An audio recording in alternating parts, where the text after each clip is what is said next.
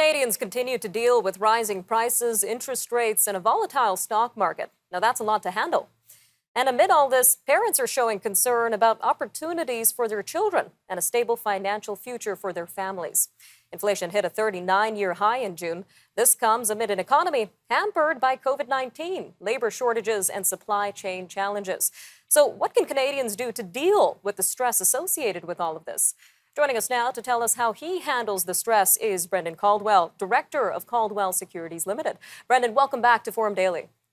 Well, thank you, Nima, but now you got me totally stressed out. I don't know what to say. Well, Brendan, let's talk about this month in particular. August is typically the time that families take time off before the school year begins. And you believe that this year especially, it's extremely important to take whatever time that you have to de-stress. Why is that? Well, I would agree, because, this has been a long and difficult road for everybody, and some far more difficult than others. We've had loss of time, loss in some cases loved ones. And I think it is important for each of us to do what is necessary to actually take a little time, focus on ourselves, and get our whole selves straight, heart, mind, and body. Definitely very important, Brendan. Now, you yourself have a lot on your plate, from a volatile stock market to potentially concerned clients regarding the stock market. So that's a lot to take for yourself. What do you do to de-stress, to keep your mental health in check?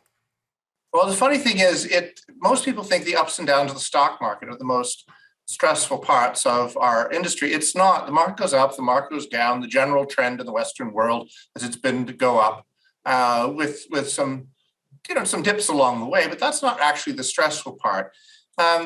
It's usually dealing with people, their stresses, and their interactions. That tends to be the more challenging part, rather than the financial. There's a few things that I do. I do spend some time in the morning reading, meditating, both helpful literature, the Bible, and I do spend some time sailing, and I got to tell you, I like the movies. I've seen Top Gun 5 times, and if that doesn't help you de-stress, I don't know what will. Now, on that point of sailing, Brendan, I just learned that you're a sailor and you'd like to introduce other people to the sport. So what kind of feedback have you been getting from people after they first try sailing? Well, let's clarify, Nima. This wasn't built for a sport, except maybe as a middleweight sumo wrestler. The sailing I do is purely cruising. And what I found is that the crews we take out are mostly people that, at least there'll be somebody on board who hasn't seen Toronto from that perspective.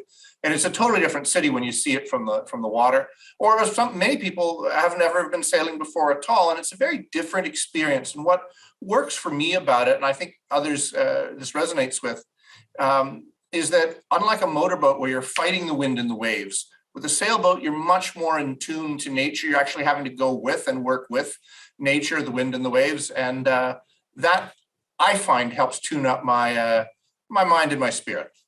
Sounds like I'm going to have to get into sailing, Brendan. Now, I want to touch on something you said a little earlier in the interview, that we hear a lot of people say that they're stressed, but a lot of times it's a multi-layered issue. It's about maintaining one's overall well-being. That's mental, physical, emotional, and spiritual, but they usually claim that it's all financial stress. What do you think about this, Brendan? Well, I would quote my father, as I want to do, although he says I never listen to him.